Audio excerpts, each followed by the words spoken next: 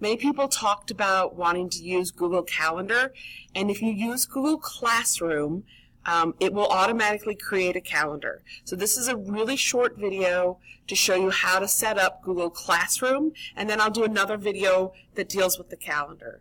The first thing you need to do is make sure that you're logged into the school's Google Drive. So here's Drive on the left side, and you'll notice over here on the right, this is my Google account. It is the G.Dot account. So make sure that you're in the school's Google Drive. Leave this drive open. Open up another tab, and you just simply type the word Classroom. The first link you'll get will be to Google Classroom.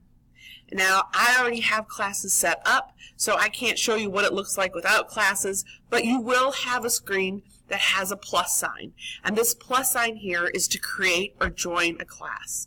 So I'm going to click on that class, click Create a Class, and this will be my 7th hour English 1.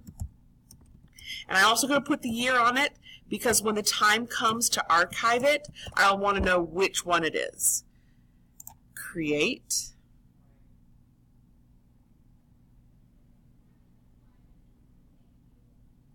All right.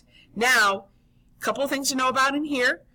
The About section is where you can post your syllabus for students when you want them to join in. Here is the class code that you can show on the screen, and they can do that plus sign, and then they would do join a class.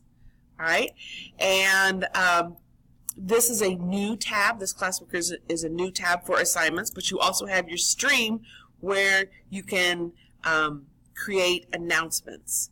So automatically, Classroom sets up a calendar, and your link to get to your calendar